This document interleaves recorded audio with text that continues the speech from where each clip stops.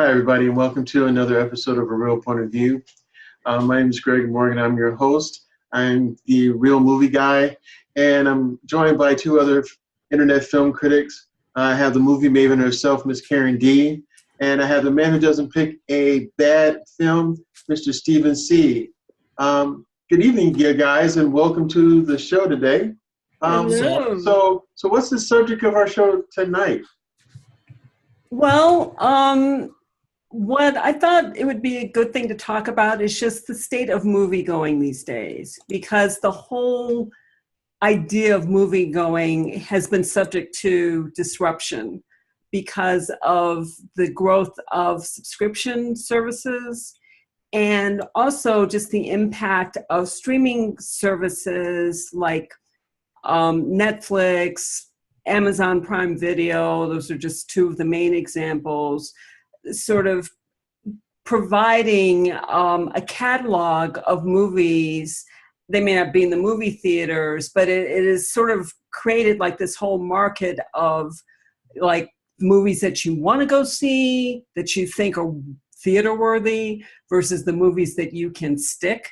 In other words, you can see them through Amazon Prime Video, through an Amazon Fire Stick or something like that, or you can see them, you can flix them with Netflix, or you don't have to see them at all. It's just not worth it.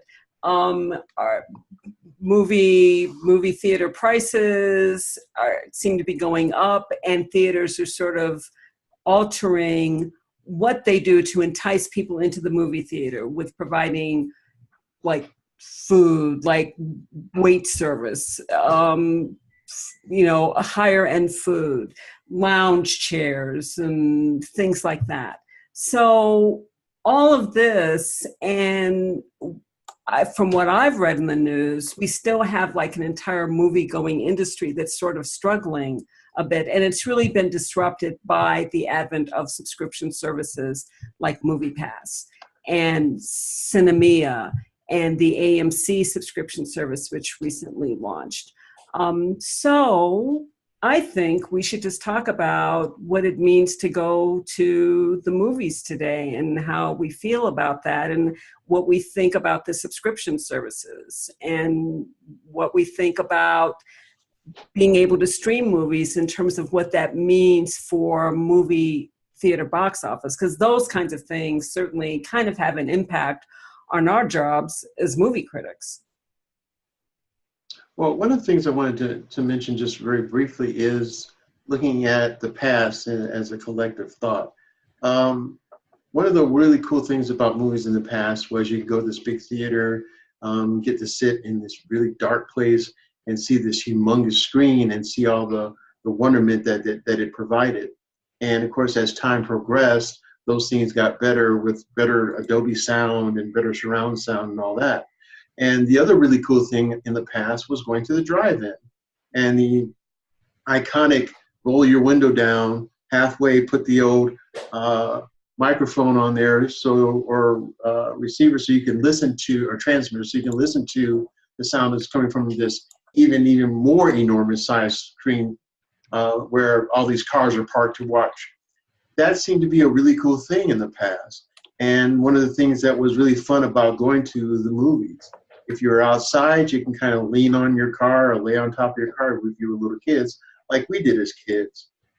And then the big theater where, you had these wonderful concessions and, everything was affordable, it seemed like.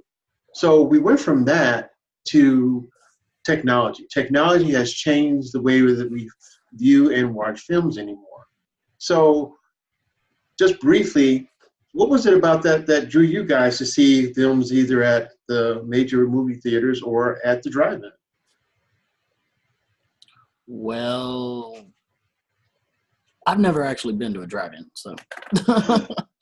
What? See, that's what I'm saying. It's an experience that you never even got to experience. Yeah. Right.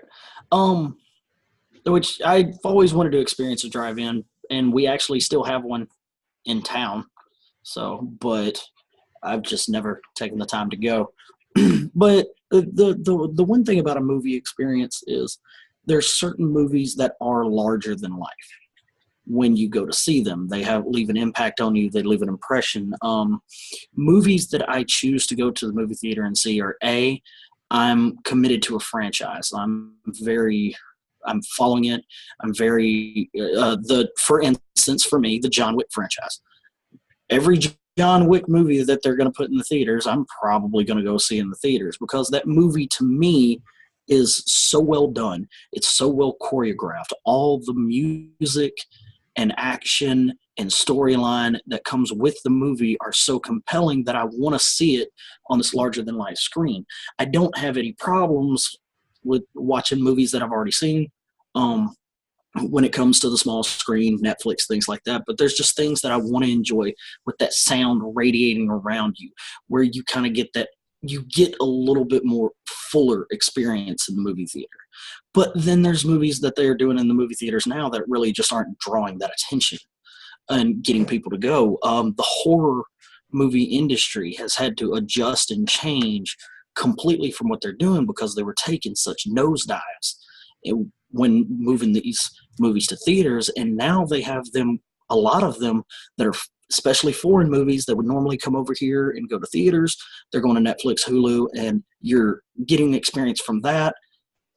And it's just as good, but it doesn't seem like a movie you would want to get yourself in depth and, experience in a movie theater. So it's that larger than life feeling, I think. For me, that movie series was Lord of the Rings, and The Hobbit. Those were, I guess, the cinematography was such that it, if for no other reason, this made sense to go to a bigger screen theater so you can see all this wonderment in front of you. Another movie that franchise is the Marvel franchise. I had an experience. My wife and I went and had the ability to go see Black Panther. But we didn't just go see Black Panther in the regular theater. We went and saw it in IMAX 3D. Yeah, I did the same thing. Yeah, and the irony was, I thought, when we got to the theater was, well, first of all, we got our tickets ahead of time, like weeks ahead of time, so that once we got to the theater, we could just walk in and go to our seats. But what was really cool about it and what interesting about it was that we picked up these glasses for 3D, and they go, oh, no, those aren't the right ones. That's for the regular 3D theater. For the IMAX 3D, you need these glasses. And you're like, what? So even the 3D had a better 3D. So I thought that was kind of ironic and ironically interesting. But the experience was a wonderful experience. The sound was great. The theater was big. And for those types of movies, I agree with Steve, for those types of movies, those quote-unquote epics for yourself, it seems perfect to go to the theater because you're going to get that big screen experience that you're looking for. But now there's all these other wonderful films out there and that are not even going to the theater. They're going straight to Netflix and Amazon and Crackle. I mean, there's so many other services out there. So with that experience being one reason to go, is that enough for these theaters to support themselves? If everyone's going for only those reasons, there's so many more films out there and so many days out there that you have to facilitate keeping this big structure, quote unquote, alive. All right. I know for me, I mean, like I went to see Black Panther in an IMAX screen, except I didn't want 3D. I went to a 2D IMAX screening. I went on a Sunday morning, the first weekend that movie was out, but I went to the first showing on a Sunday morning to just avoid too much of a crowd. The theater was still pretty packed, but nowhere near like the standing room only type crowds I knew were going to show up later that day. Mm-hmm. And I was happy to go. It was well worth I think it was $17 for the Sunday morning showing. Wow. And I thought it was well worth it. So that's the kind of movie I don't mind going to see. But I guess for me, I think with all of these things competing for my attention, with Netflix competing for my attention, cable, made for cable movies competing for my attention, Amazon Prime competing for my attention, I've become a lot more choosy about when I will go to the movies, because I mean, from my standpoint, going to the movies, it's like a long road to hoe, and there better be a payoff at the end. And before I go to the movies, I need to feel like there's at least a 60 to 80% chance that my time is going to be well spent. And if I don't feel like that going in, I'm not going to the movies. Mm-hmm. And you know why? Because going to the movies has become such a schlep, as far as I'm concerned. It's the travel time, because roads are a lot more congested. It's the fact that you're paying these crazy prices. I mean, even for matinees in my area, you can easily pay $10 for the first showing of just a standard movie. So you're paying that, and we haven't even gotten to concessions yet, which I generally don't buy because they're complete and total ripoff. And you're talking about concessions that aren't even good. I mean, even the popcorn is crappy. They used to use real butter. Now they're using like FD&C Yellow No. 2, and they're still charging you the same ridiculous prices. So I don't even know if the salt is real. So, so then you have that. Then you get into the movie theater itself, and while sometimes they're clean, I mean, most of the time they're clean, you may run into that situation where there's an issue with cleanliness, and you don't know who's going to be sitting next to you. And people are starting to treat the movie theater like it's their own personal living room, which I find completely bizarre. I don't want to see your bare feet. I don't want to hear you on the phone. I don't give a crap about what you're chomping on. Be quiet so we can all see the movie. But people are so rude that it's like, I'm not putting up with that crap. I can be in my own living room, and then I don't have to hear anybody else's conversation unless I want to. And I mean, to me, that's a real problem. That's a real disincentive. I don't care how much the chair lounges.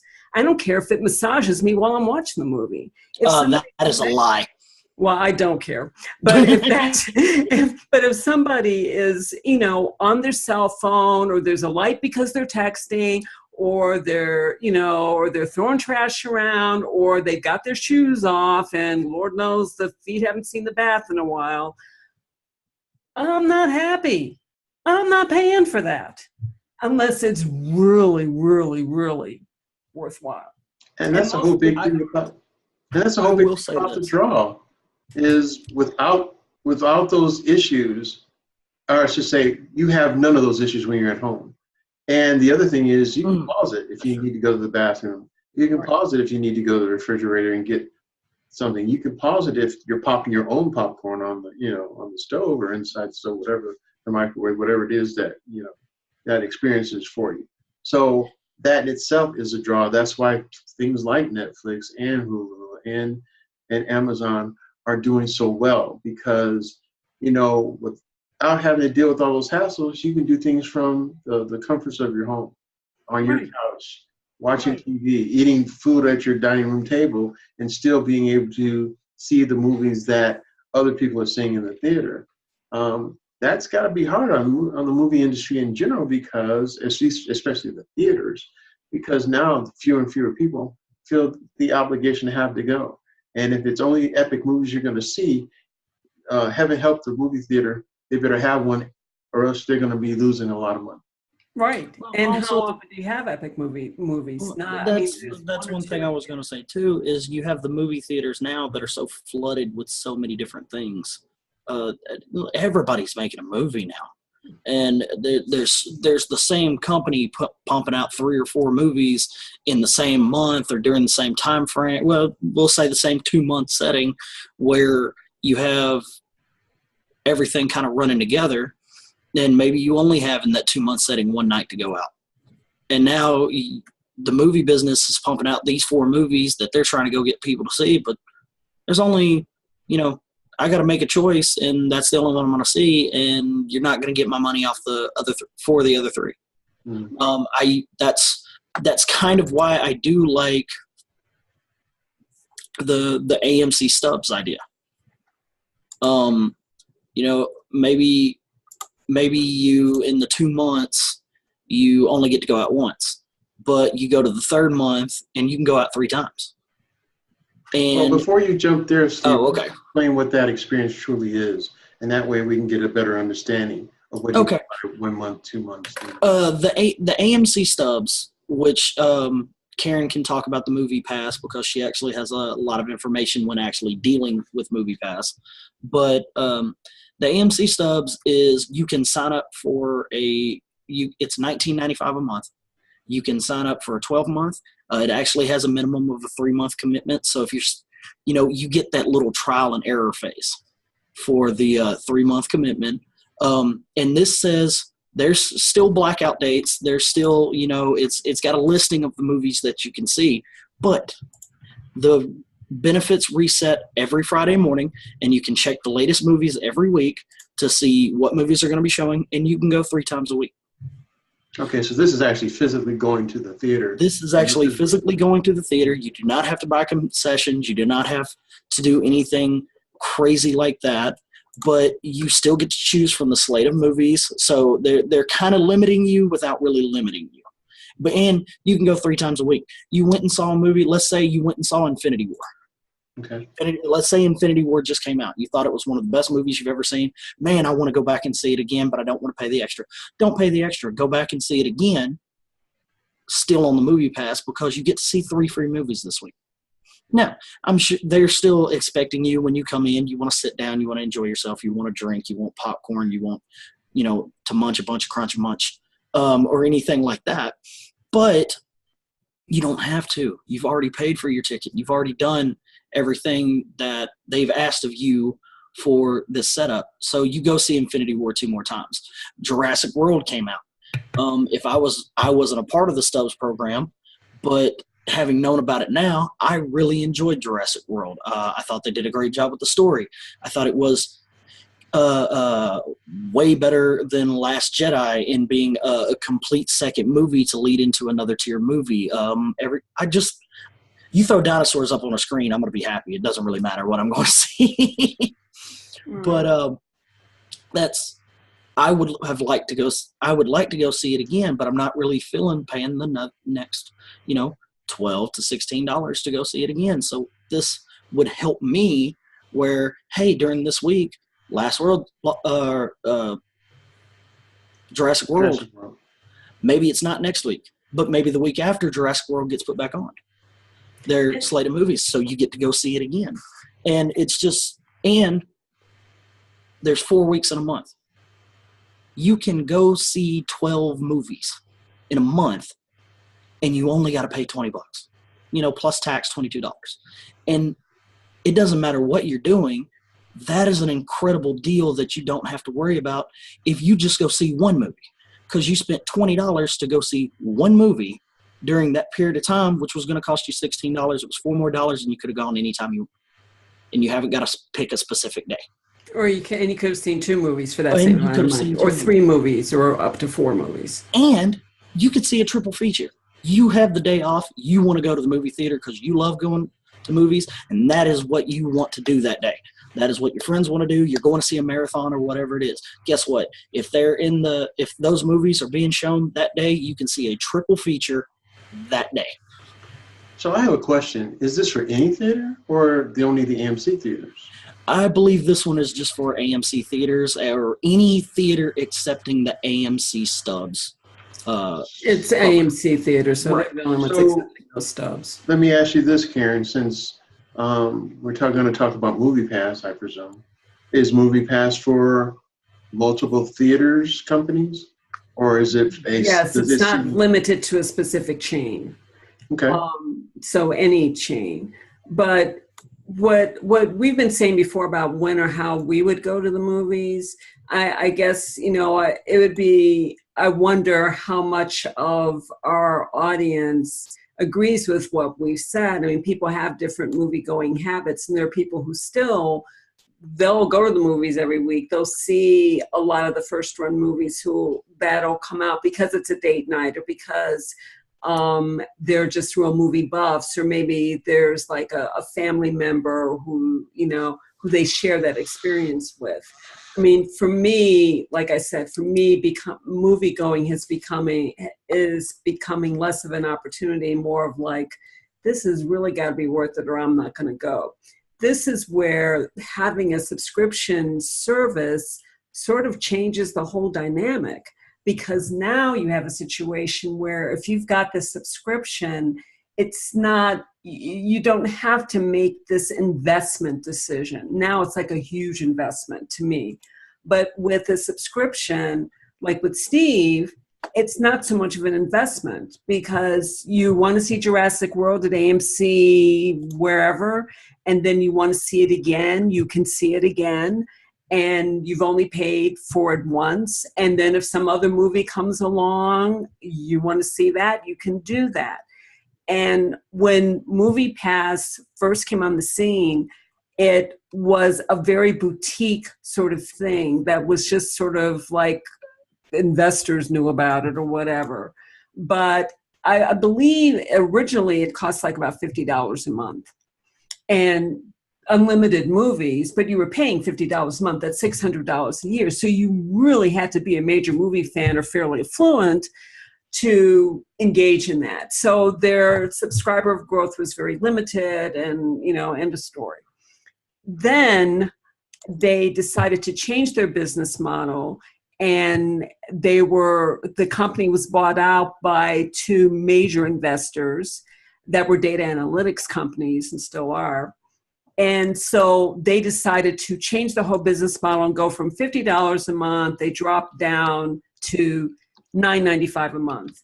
Mm-hmm. Any movie you want to see, one movie a day, 365 days a year if you want, you can see any movie you want. That was the premise of MoviePass.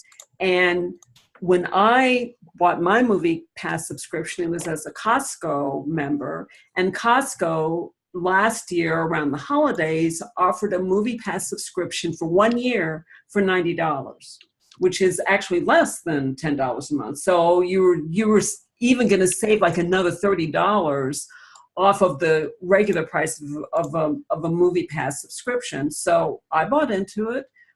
I thought it was an awesome deal. And because I'm thinking now, you know, it's not such a big deal to go to the movies. Now, if there's a movie that I don't feel is that great a bargain, but I'm willing to give it a chance, I'll go see it. And I'll go see the movies that I really, really, really want to see, but there might be some indies out there or some just kind of like, throwaway movies. What the heck? I don't have anything to do. I'll go see it. So that was the premise. And their MoviePass's subscriber growth went to thousands, literally to millions within a month when they dropped their subscription price to $9.95.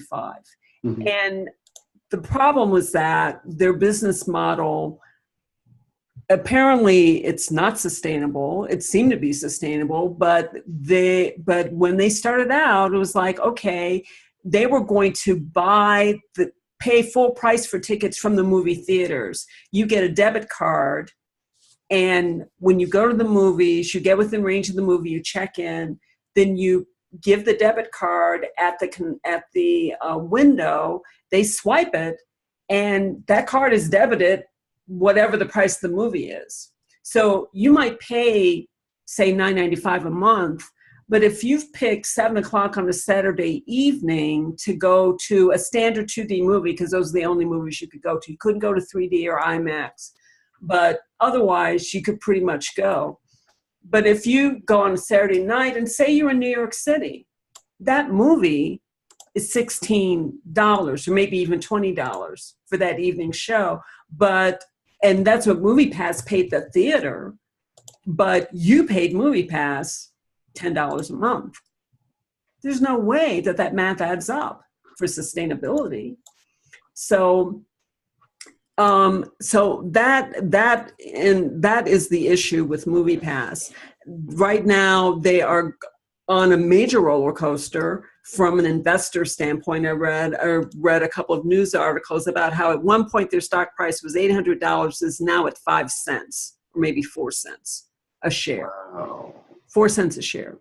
And they have completely flummoxed, in my opinion, they've completely flummoxed what could have been a viable business model because they banked on behavior that just didn't make sense. Like their whole, like to me, their big premise was that people would start out going to movies a lot and then they would get tired of going to movies. So they were still paying $10 a month, but they might go to one movie a month and that would be it. Well, no. I mean, some people did that. I mean, I think in the time that I've had MoviePass, and I've since canceled my membership, I went to a movie.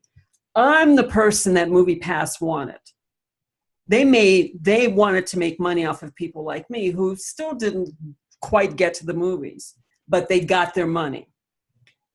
But most people, or a lot of people, went to the movies constantly. I mean, they changed their movie behavior, and MoviePass tried to monetize that by saying to movie theaters, listen, we want a piece of kind of what you're making because we're sending people to the movies who would never have been to the movies, and those people are buying concessions, and those people are, you know, they're these customers and they're coming back again and again. They're repeats that would never have happened but for the fact that we as a subscription service exist. So that to me is a major disruption. It really sort of turns on its ear the whole premise of movie going. But because MoviePass is having so many issues, I think it raises a question as to whether subscription services are sustainable or not. I think they are. Personally, I think they are. And you have AMC Stubs. You also have Cinemia. They're both way more expensive than MoviePass, and they don't have the subscriber growth. But they both have these subscription models. And Cinemia, the major difference with Cinemia is that it's not limited to a particular movie chain where AMC Stubs is. But I think a major issue with MoviePass that hopefully Cinemia and AMC are taking notes on was customer service. MoviePass had no customer service. You couldn't even get a chat with those people. I mean, you could only access MoviePass through its app, and that was it. And then they would keep changing the rules. So you started out $9.95 a month, and you could see one movie a day. Well, 30 days in a month, wow, there's no way you're not going to make your money back. Then they're like, no, never mind. Let's make that 3 movies in a week. And you can't go see the same movie twice. So if you buy a ticket for one movie, then you can only see that movie once. Oh, and by the way, we need you to upload a picture of your movie ticket because we're afraid that you actually might be a crook, even though you're a customer. And no, you can't actually reach us if there's a problem with the app because we're not home, but, you know, keep trying. And now we're going to raise the price $5 a month. Well, no, we're not. We're going to tell you what times you can go see the movies, and you can see those in the morning, but that could change by the time you're actually ready to go to the movie because guess what? You can't get tickets in advance either. It's not like you can actually schedule a showing and say, well, gee, I'd like to see, you know, Jurassic World at, 10 o'clock on Saturday morning, and I would like to get my ticket on Friday night. No, you can't do that. You have to get to the movie theater around 9:30 or 10 o'clock and then check in. And if the movie wasn't available, it just wasn't available, and you just had to pick something else or go home. I know someone, MoviePass said, you can go see Mission Impossible. And in the morning of that day, Mission Impossible showed up as a theater showing. And then that person went to see Mission Impossible. And by the time that person got to the theater, the movie wasn't available. So that person drove all the way to the theater to see Mission Impossible, only to find that when the person got there, there was no way to see Mission Impossible. That's ridiculous. And I'm tired of getting letters from the CEO of MoviePass explaining every single new change. Well, we're trying to get a business model. Oh, well, we said 3 movies, but now we mean 4. Well, we said only one time, and now we mean one time during that month. And, no, we really want you to go to the movies, and we really hope you stick with us, but, we need more money. So, it's like, I'm stick a fork. I am done with that. D-U-N. Done. Yes, D-U-N. It's crazy. I can see that they started off with what they thought would be a good idea because they were like, hey, we're better than whatever else is out there. It's not always good to be better because it may end up biting you in the butt later. Well, they weren't. They promised to be better. Yeah, but they that's never what were. that's what it was. The They deal never that you got starting out was better, Mhm. but they could not finish. So AMC, I completely agree with their thing of the way they're doing it. I have no problems with the $20, and I have no problems with them saying it's $20 a month because they're coming right out. They're telling you $20 a month. They're saying if you sign this agreement, you got to sign it for however many months. So let's say you sign it for 12 months. Let's say you sign up. They say you're signing this 12-month contract, but after 3 months, you can back out. If you say that stuff up front, that's a really good deal, no matter how you look at it, especially when you can go 3 times a week and then the movies reset. Yep. And then they reset Friday. They reset Friday morning. They reset Friday morning to you going into the weekend Right. when a majority of people are going to go see movies anyway. So it just seems like MoviePass was like, nope, we're going to be better. Well, I don't think that. Nope, better. Yep. But we're going to lose a lot of money if a lot of people subscribe. We're not going to get a lot of subscriptions. It's not going to happen. No. Not everybody's going to sign up for this. Well, we now have 3 million subscribers. I'm sorry, wait. Really hope they don't go to the movies. We really hope they stay home. Yeah, we really hope for, was it $10 a month? Yeah, Yeah. $9.95. Yeah, $10 a month. Oh my God, you're going to tell me I can't, oh my God. Right. $10 a month, I may go see 3 movies it's 1 movie a day, right? Right, 1 movie a day. I'll take a vacation and go see a movie every day. Right, 7 In a town 7 that I'm movies. not home in. 7 movies at $10 a movie, and you've already spent $70 in a week. In 2 weeks, you spent $140. You're only spending $120 for a year's worth of movie pass. Mm-hmm. That's a horrible deal. Well, for I them. know. For them, except that they were really hoping that people would drop off. The other major flaw in their business model was that they did not account for the regional differences in how movie theaters are priced. Well, there's that, and they didn't account for Marvel. And they didn't account for Marvel. And what happened? Well, that's 3 movies a year, and at least right. 3 movies a year. That's not counting what Sony puts out for Marvel. And Right. Black Panther. no telling how many times people. I know people that saw Infinity War 5 times. Right. 5 times. 5 times seeing Infinity War. Guess what? I'm going to go and see Infinity War 5 times. I'm only going to pay $10 for it. No one can make money. Well, they put the kibosh on seeing the same movie. Well, yeah, they did put the kibosh. But before they put the kibosh But before, people were doing exactly that. Oh, my God. Now that they've been having so many problems, and we'll just also mention this, people are canceling their subscriptions left and right. I mean, but they keep changing the terms of service for the monthly subscribers. And if you happen to click the wrong way on the app, then you're automatically re-enrolled, even though you've canceled. They uncancel you because they're hemorrhaging. Oh man, that's a lawsuit. Yeah, well, the investors are suing. They've already initiated a lawsuit. Yeah, go ahead. People are talking about losing like $100,000, hundreds of thousands of dollars of their investments, and they're saying, "Well, I didn't. I really thought this would be a good deal, and I can't really afford to lose this money." Yeah, well, bye-bye. And speaking of bye-bye. Can we like part 2 this next week and then get into the Hulu and Netflix?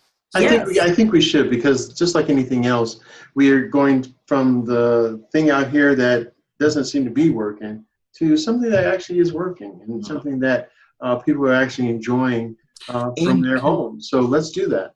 And we have other. It's working so well, and the model is so perfectly done that you have all these bigger companies such as Disney, Warner Brothers, WWE wrestling that have literally are following or have followed the same sense and are making it work consistent. Right. So, and Hulu. I have Netflix. I have the WWE network. My girlfriend has Hulu. So, I mean, there's 3 of them right there.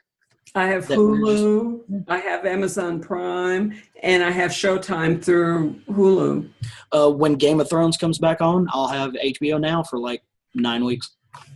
Yep. Wow. Well, So- I've got Amazon Prime, and I have Netflix, and I have Showtime through Amazon. So, See Movie Pass. Oh, I forgot about Amazon Prime. I have that too. So I have three: Amazon, Hulu, and Netflix. And So- another thing that we'll talk about, another platform that's out there, is the Kodi platform. So next time that we come together, let's talk about those platforms and what's advantageous about them and what's not, and why we have so many, and how is that affecting the cost of what we're doing, as opposed to regular cable. Mm-hmm. So next time on here on The Real Point of View, we'll be discussing those things, ladies and gentlemen. So thank you very much for hanging out with us, and visit us here on our YouTube channel at A Real Point of View, and we'll come back next week talking about those other services that we aforementioned. So thanks again for joining us here, and we hope you have a wonderful evening, a wonderful weekend, and make sure you go out there and enjoy some films. Oh God, no.